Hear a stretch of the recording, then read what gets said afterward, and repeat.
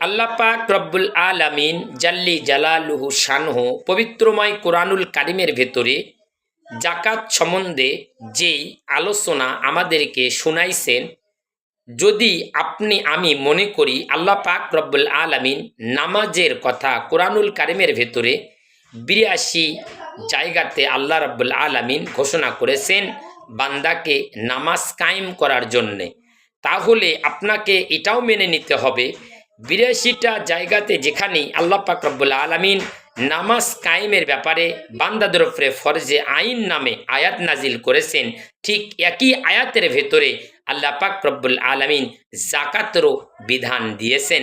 যেমন আল্লাহ পাক রব্বুল আলামিন পবিত্রময় কোরআনুল কারিমে ঘোষণা করেছেন আকিমুস সলাতা ওয়া আতুজ যাকাত। খেয়াল করে দেখছেন যে একটি আয়াতের ভেতরে আল্লাহ পাক রব্বুল আলামিন যেমনি তার সলাতের কথা বলেছেন, ঠিক তেমনি জাকাতের কথাও বলেছেন।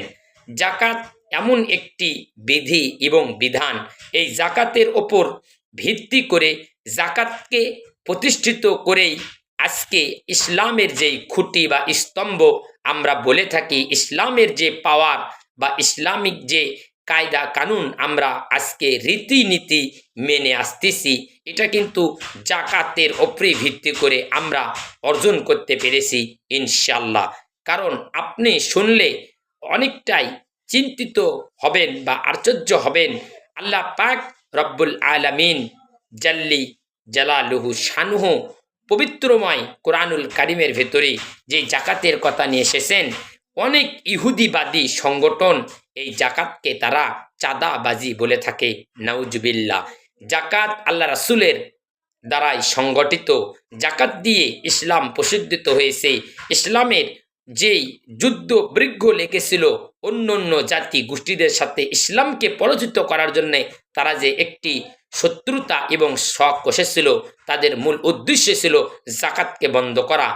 আর ইসলামের মূল শক্তি ছিল জাকাতকে বাস্তবায়ন করা। জাকাতের রীতিনীতির মাধ্যমেই ইসলাম প্রতিষ্ঠিত হয়েছে, যা যুগের পর যুগ এবং কোরআন এবং হাদিসের মারফতে আমরা জানতে পেরেছি ইনশাল্লাহ। হুজুর পাক সাল্লাল্লাহু আলাইহি ওয়াসাল্লাম উনি জাকাতের যেই বিধান আমাদেরকে দিয়ে গেছেন, জাকাতের কারণে আমাদের মালগুলো পবিত্রতা অর্জন করে। আর যার মাল পবিত্র হয় তার ইবাদতও পবিত্র হয়। যার ইবাদত দেহ পবিত্র হয়ে যায়, তার কোনো চিন্তা আর ফিকির এই দুনিয়াতে থাকে না। সুবহানাল্লাহি ওয়া বিহামদি, সুবহানাল্লাহিল আযীম। সম্মানিত হাজিরিন।